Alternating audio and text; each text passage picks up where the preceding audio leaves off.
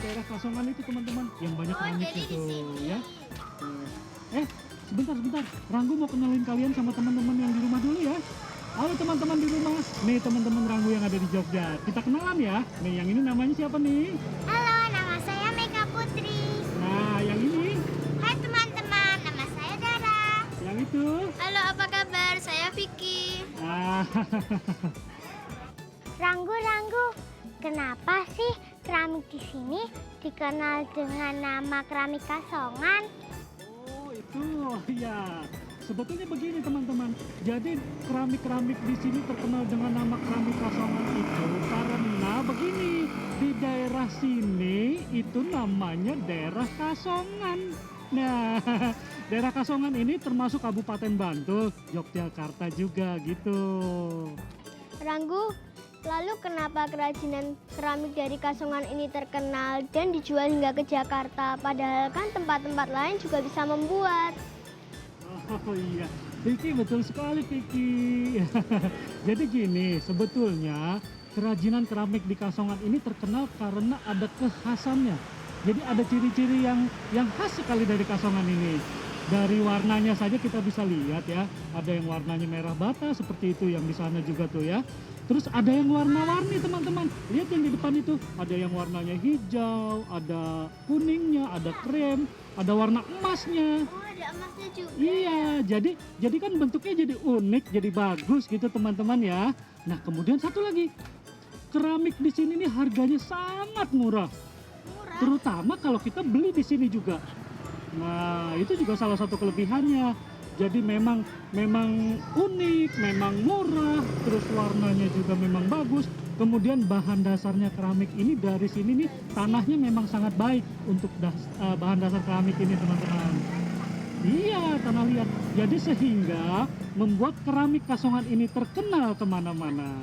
Ranggu, saya penasaran loh, bagaimana sih cara membuat kerajinan keramik dari Kasongan ini? Bisa nggak bikinnya? Oh, cara membuatnya sih ya seperti membuat keramik yang lainnya juga. Seperti di mana-mana ya sama cara pembuatannya. Jadi begini caranya ya. Pertama sekali kita siapkan dulu itu yang namanya tanahnya. Bahan utamanya itu kan tanah liat tadi ya. Kemudian setelah itu kita bentuk. Kita maunya bentuk apa? Misalnya kita mau membuat guci.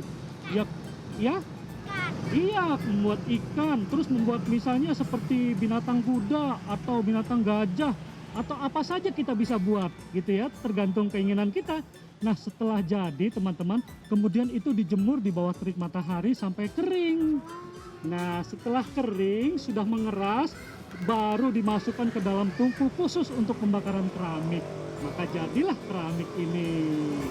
Wah, Iya, seperti yang ini nih teman-teman nih. wah, bangga ya kita. Jogja memang terkenal dengan kerajinannya ya. Selain keramik Kasongan, juga batik misalnya. Ranggu, sebenarnya dari mana sih asalnya batik?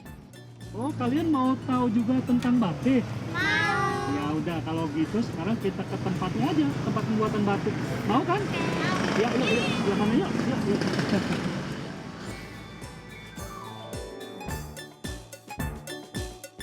Nah, teman-teman, sekarang kita sudah berada di tempat pembuatan batik. Tuh, batik-batiknya kalian bisa lihat nih. Ini hasilnya nih. Bagus-bagus Tuh, ya Ranggu. warna-warni, motifnya juga macam-macam teman-teman ya. Nah, oh ya, tadi Mega tanya soal apa ya? Soal batik ya? Iya. Ya, sini Ranggu jelasin, sini, sebelah sini ya. Jadi gini, batik itu sebetulnya adalah pakaian tradisional Indonesia. Jadi pada zaman dahulu, batik itu hanya dikenakan oleh para raja dan keluarga raja saja. Di daerah Jawa khususnya ya teman-teman ya. Iya. Tapi setelah melalui proses perkembangan zaman, batik itu akhirnya bisa dipakai oleh semua orang. Baik di Indonesia maupun di luar negeri. Siapa saja boleh pakai batik. Nah gitu. Kemudian teman-teman ya, namanya batik itu asal dari kata nama ambatik. Ambatik ya Ranggu. Ambatik, ingat-ingat nih ya, ambatik. Nah, ambatik itu artinya lukisan atau gambar, gitu. Ranggu mau tanya nih, kalian asli anak-anak Jogja kan? Iya. Nah, ini perlu sekali. Kalian harus mengerti supaya kalian bisa menjelaskan kepada teman-teman kalian yang di luar Jogja sana. Ya? Nah, gitu. Jadi ceritanya begitu, teman-teman. Ranggu, apakah itu canting Ranggu? Lalu, apakah semua batik digambar menggunakan canting itu? Dan berapa lama sih sebuah batik dapat diselesaikan? Ranggu ngerti maksud kamu. Itu maksudnya canting. Itu memang betul canting teman-teman ya. Itu canting itu bentuknya seperti ini nih Mega. Mega tahu nggak yang teko? Tahu. Teko itu tapi kecil. Ini bentuknya seperti teko kecil. Ada gagang kayunya di belakang. Terus ujungnya itu ada lancip, ada lubangnya. Nah itu maksudnya untuk mengaliri malam. Jadi malamnya keluar lewat itu yang digunakan untuk membuat batik tulis. Oh, begitu ya, Ranggu. Tapi semuanya tidak semuanya batik dibuat dengan batik ditulis seperti itu. Ada juga yang dengan mesin batik ya. Terus ada juga yang dicap seperti ini nih. Coba nih kalian lihat nih. Nah dicap seperti ini. Bagus ya. Iya, ada juga yang dicap seperti ini gitu. Jadi ada beberapa macam ya proses pembuatan batik. Kemudian kalau masa pengerjaannya teman-teman ya, kalau batik tulis itu tergantung juga dari kerumitannya dan dia memerlukan proses yang lebih panjang. Misalnya batik tulis itu sampai selesai bisa 1 sampai 3 bulan. Nah, Lama gitu. sekali Tapi kalau ya, Ranggu. ya, Lama sekali. iya lama sekali. Makanya harganya mahal, teman-teman. Tapi kalau batik yang batik cetak atau batik cap seperti ini, itu lebih cepat prosesnya. Paling hanya 1 sampai 2 minggu saja gitu. Jadi begitu, teman-teman. Gitu ya, Ranggu. Ranggu, saya senang loh melihat batik karena gambarnya bagus-bagus. Apakah gambar-gambar ini ada namanya? Oh, maksudnya yang ini Gambar-gambar namanya di apa, sini yang ini ada namanya apa gitu? Iya. Oh ya betul. Jadi memang batik itu ya teman-teman ya, Iya. ada macam-macamnya, disebutnya motif kalau batik ya. Jadi ada motifnya misalnya motif keong. Motif keong itu bentuknya ya gambarnya seperti keong, itu seperti keong mas teman-teman. Begitu Ah, ya. bentuknya seperti keong mas, seperti pasle itu loh, tanda koma gitu. Kemudian ada lagi batik namanya batik buah kawung. Buah kau. Buah kawung juga macam-macam sekali modelnya. Ada yang besar, ada yang kecil, oval itu loh. Kalian tahu kan ya? Pernah lihat ya? Iya. Terus ada batik sidamukti, terus ada batik parang. Parang itu ada parang rusak, parang barong. Wah, pokoknya banyak jenis-jenis batik begitu. Wah, Ranggu bangga loh sama kalian. Kalian ternyata anak-anak yang pintar karena kalian menyukai kebudayaan kalian sendiri. Itu harus dipertahankan teman-teman ya. Iya. Kalau tidak kita bisa ketinggalan zaman kalau kita tidak mempertahankan kebudayaan kita. Baiklah. Sekarang Ranggu mohon maaf karena Ranggu harus berpisah dengan kalian. Ya, Ranggu di sini aja. Iya, maunya sih Ranggu begitu, tapi kan Ranggu harus menemani Kak Gus Desa yang akan mendongeng. Nanti deh Ranggu ketemu lagi dengan kalian, kita janjian lagi ketemu lagi. Mau nggak? Janji ya, Ranggu. Ya udah, Ranggu janji dah nanti ketemu lagi ya. Sekarang Ranggu pamit dulu. Sampai jumpa teman-teman. Dadah. Ranggu permisi ya. Iya. Nih, jadi ceritanya begini.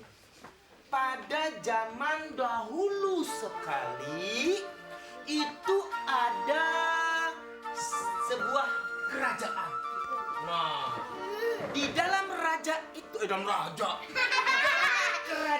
itu ada raja, ada permaisuri, ada putri, ada aja.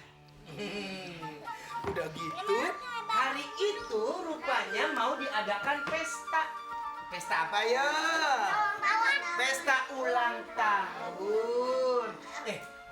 Rajanya kan baik sekali. Rajanya bilang begini kepada permaisuri. Permaisuriku, siapa yang akan kita undang? Menurut saya, undang saja semua orang di negeri ini. Aku setuju. Kita undang dan tidak terkecuali. Dan jangan sampai ada yang tidak terundang. Iya. Akhirnya dibuatlah undangan. Dikasih tanda tangan, spreset, brepet, kasih stempel. Yes! Undangan! Diundang-undang. Diundang kepada siapa saja yang terundang supaya datang ke undangan. Anak saya mau ulang tahun, datang ya. Katanya gitu. Terus tahu nggak yang namanya raja? Itu kalau dia lihat ada rakyatnya yang miskin. Yang mana ya? yang miskin itu tidak hanya langsung ditolong, tapi satu contoh kan ada tukang bakso, tukang bakso, ada tukang minta-minta. Emang kerajaan ada tukang bakso? Wow. Tukang minta-mintanya gini, Bapak,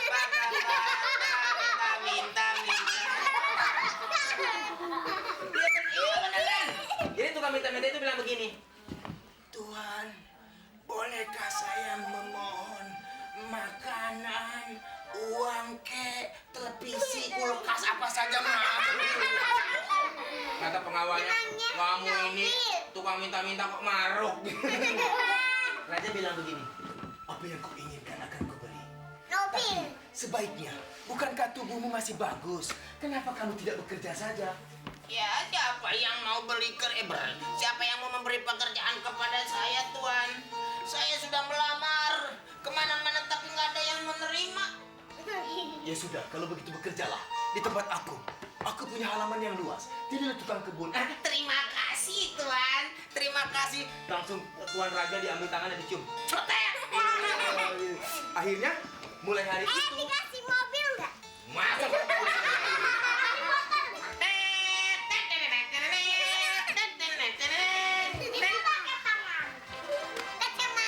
Ceritanya trompet. Pesta dimulai. Tepuk tangan. Tapi sang putri tidak mau juga keluar dari kamar. Raja bilang, bagaimana pelayan? Apakah putriku sudah keluar? Maaf Tuan, dia tidak mau juga keluar. Sudah, kalau gitu, dia sama permaisuri ratu. Iya. Tak. Anakku, keluarlah nak. Nggak mau.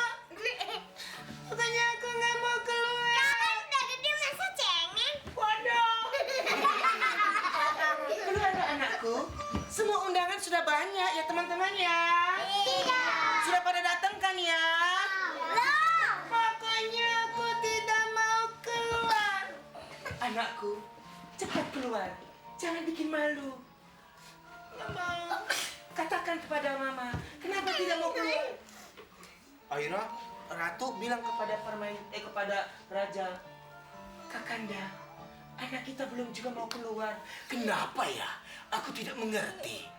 Sebaiknya anak itu harus segera keluar. Apalagi undangannya sudah banyak. Dan juga perhiasan yang sudah kuberikan juga sudah dipakainya.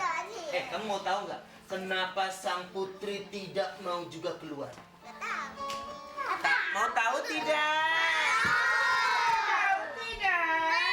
Kalau mau tahu, kita lihat dulu yang